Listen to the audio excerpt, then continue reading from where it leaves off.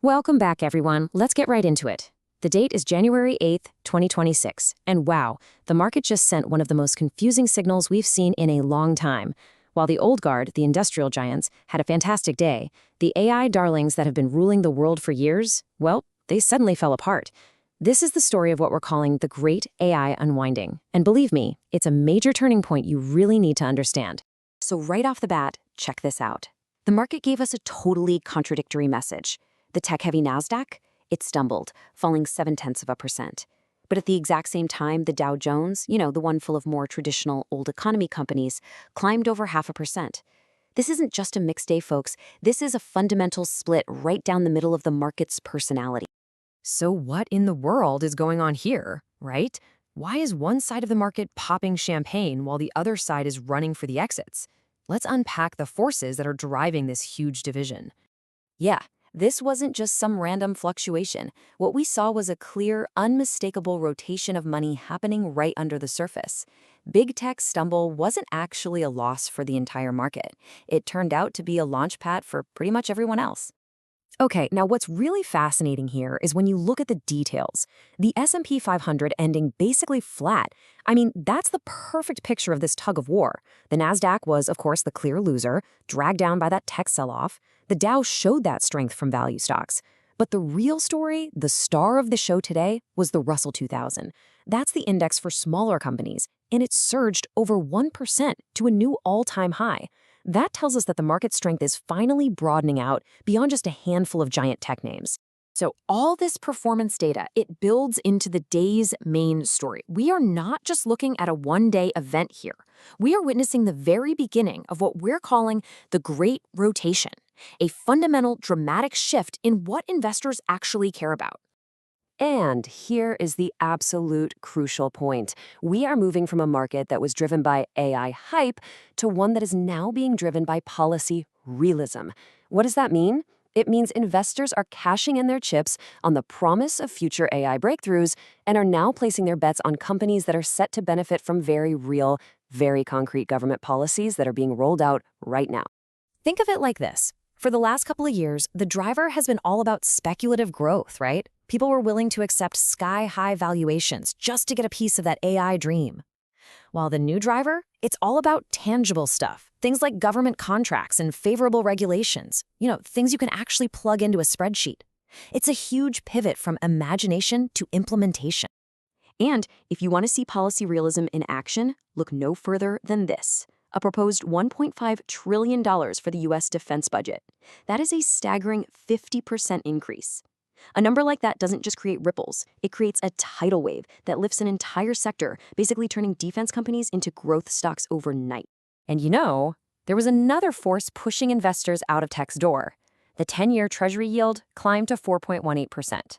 Now, put simply, when you can get a nearly risk-free return of over 4% from the government, that speculative promise of tech profits way off in the future becomes a whole lot less attractive. It was the perfect catalyst to speed up this rotation.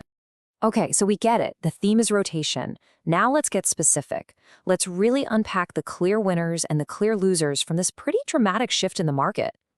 No surprise here, the biggest loser of the day by far was the technology sector, down almost 2%. I mean, after the incredible run it's had, a sense of caution has finally started to creep in. Investors just decided, you know what, it's time to take some of those profits off the table from those high-flying AI names that have dominated for so long. And then, on the complete opposite end of the spectrum, we have the day's champion, the energy sector, up a whopping 3%. This surge was fueled by rising geopolitical tensions and a U.S. energy policy that's really focused on strengthening its global position. It's just a perfect example of policy driving profits. This slide is where the story really comes to life at the company level. You've got Lockheed Martin surging 4% on that defense budget news. Applied Digital, a data center company, skyrocketed 15% after just crushing their earnings. And get this, even as an AI maker like NVIDIA slipped, an AI user like Alphabet showed its strength, actually reclaiming the number 2 spot for market cap. This just perfectly illustrates that split between policy-driven winners and hype-driven profit-taking. All right, now let's zoom out a bit. This rotation, it isn't happening in a vacuum. It's being driven by a world that's grappling with a massive amount of uncertainty, and that global landscape is completely reshaping how everyone is thinking about risk. I mean, just look at the headlines investors are waking up to every single day. A potential NATO crisis over Greenland, deflationary risks coming out of China, military tensions in the Middle East. All of this just pushes investors towards safer, more tangible assets. For supply chains, efficiency is no longer the goal, security is. And that, my friends, changes everything. And this brings us to a really crucial point from the expert Ed Yardeni. He says the first wave of the AI boom was all about the companies making the technology. But he argues the next, more durable wave of winners will be the companies using the tech to become more productive. It's a really smart shift from thinking about the toolmakers to thinking about the craftspeople. You can actually see this change in mood reflected in the fear and greed index. That feeling of extreme greed that basically defined the AI rally is cooling off fast. It's moving back towards a more cautious, neutral stance. Investors are no longer just chasing returns at any cost. They're hitting the brakes to assess this new landscape. So, what does all of this actually mean for you? Let's try to distill today's entire analysis into two distinct strategies. Think of it as an investment playbook for navigating this new policy-driven market. In this new environment, there are really two main paths forward, and each one caters to a different appetite for risk. You can take the aggressive path, leaning into this next phase of growth, or you can take the defensive path, seeking stability in a very uncertain world. Now, the aggressive strategy isn't about abandoning AI. It's about refining your bet.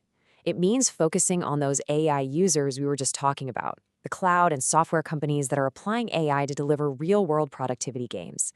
So what's the biggest risk here? It's that the return on all this AI investment takes too long to show up on the bottom line, which could cause those valuations to collapse. The defensive strategy, on the other hand, fully embraces the uncertainty. It uses what's called a barbell approach. So on one end, you have defense stocks that actually benefit from geopolitical risk, and on the other end, you have stable, high-dividend stocks that provide income.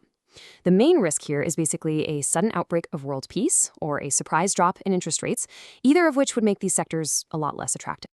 So, to wrap this all up, I want you to think of the market's journey like this. For the last year or so, we've all been cruising down the wide open, straight highway of the AI rally, where speed was pretty much all that mattered. But now, we've taken the exit ramp off that highway and entered the complex city grid of a policy-driven market. Suddenly, there are traffic lights, intersections, and stop signs everywhere. Your top speed might be a lot lower, but skillfully navigating all the signals, the policy announcements, the budgets, the regulations, that is now the absolute key to getting where you want to go. And so that leaves one final question for you to think about. In this new, more complex market, the choice is yours. Will you be a passive passenger, or are you going to take the wheel?